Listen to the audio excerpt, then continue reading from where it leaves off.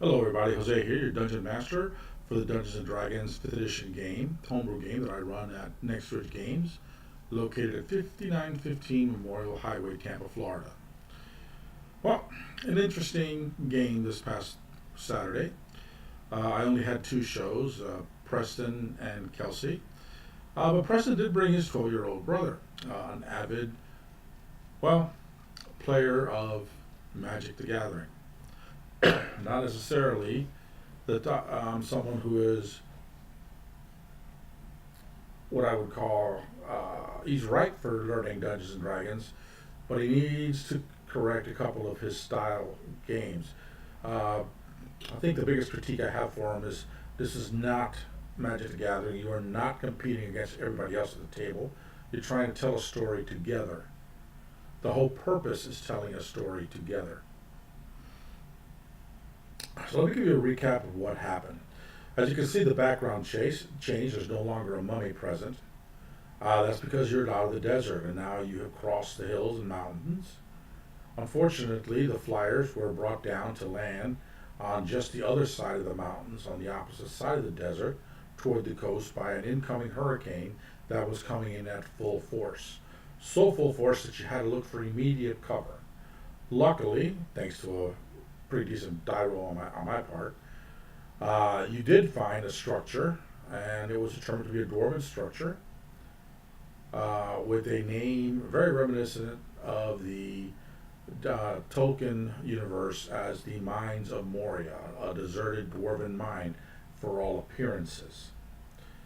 A little investigation by four members of the party, including Bladelock, Kelly's character, Preston's character, Bladelock, the Tiloxi character that Preston's little brother was playing, and the Doppler character Sniv. They went a little exploring and they found that a tribe of goblins was living in the mines now. Well, the Tabaxi is a part rogue, part bard, extremely high charisma. Tried to speak with and entice the goblins so that that character join in their fun and games.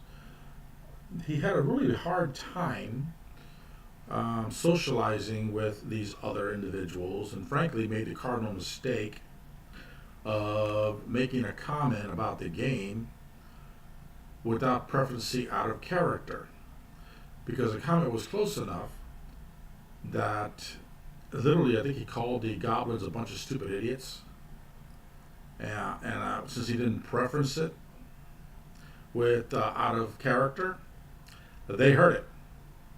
And by that statement, they initiated combat against him, 8-1. They hurt him badly, but before he retreated, he did do a Thunderwave spell, pretty much killing five of them automatically and injuring one of them, and the other two were just fine. I survived. He was able to retreat. Bladelock came out, took out the other three. And then when everyone came down, for some reason, this 12-year-old thinks that he can take the world on by himself, so he kept splitting the party. When he found that there was one passageway that was filled with goblins coming their way, he immediately left the party on its own, went back, took the other passageway, which seemed to be wide open up until this huge head came into play. Imagine a 5 foot by 10 foot passageway, big enough for one person to go through.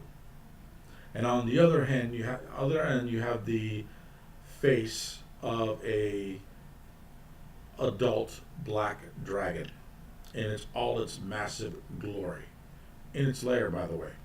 Now the dragon couldn't get to them, but he could do quite a few things to them. To begin with, the Tabaxi character, I did Volo's guide. Tabaxi character made a mistake in that he thought he could take the dragon on. Well, he had to make a saving throw against fear, which he miserably failed. The roll was so low, he threw the dice to the side. He didn't want to tell me the number. I doubt it was a 1, but I got a feeling it was a single digit, and he didn't make the save. So he turned, and he had to run at full speed which the way this Tabaxi character was built, his speed is 180 feet in comparison to 30 feet for most of everybody else. So, needless to say, three saves later, when he finally made it, he was well out of the cave, well out in the rain, being soaking wet, lightning crashing all about him when he started running back. In the meantime, Preston was alone trying to take care of the dragon, and Sniv very courageously started groveling in front of the dragon, promising his fealty. And when the dragon commanded him to attack Blaylock, instead he fumbled. He was so nervous, or acted like he was so nervous, that he fumbled and he couldn't reload his two, what do you call it, hand crossbow. Blaylock's still not sure whether he was going to do it or not, but it was enough that the dragon got angry at him, and next thing you know, here comes acid breath coming down. Blaylock flew out of the way, the cleric was off to the side, the cat had gone AWOL, and there's Sniv all by himself, groveling, taking the full brunt, failing the save, and being taken out entirely. About 5 or 6 hit points. No, actually, I think he was way below his total. He should have been dead, but the cleric came in and did Revivify, taking him to 0, and then a little later on a healing spell to bring him back up to strength. Well, let's see. Sniv is now loyal to Blaylock, loyal to the Dragonborn character in our party, played by, and I forget his name now, but that's bad. Anyway, the Dragonborn character, and now beholden to the Dwarven cleric, who he thinks is the greatest thing that's ever been created on Earth, this Dwarven cleric. Very, very loyal. They healed up, they took care of the other incoming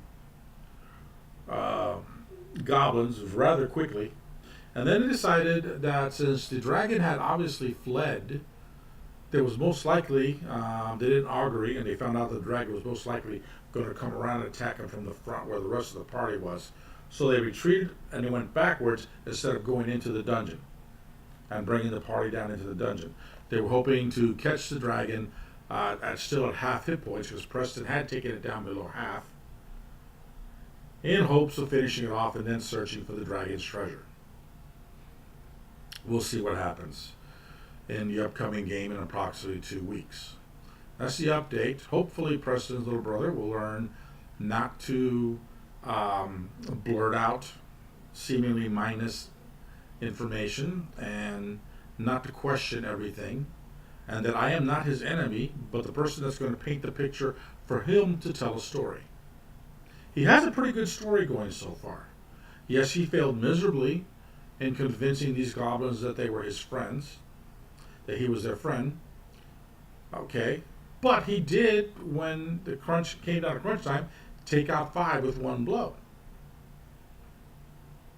Pretty interesting little startup. He did run like a cat with his tail tucked between his legs, pissing and shitting himself out of that dragon's cave, because that was that bad. How badly he rolled. He had to have some sort of embarrassment involved to it. But we'll see what happens. I don't know if he'll be back or not. How do you like this new one? If you liked it, please like it. If you share it, and always, if you like this video, please subscribe. That's all I have for you today. Happy trails.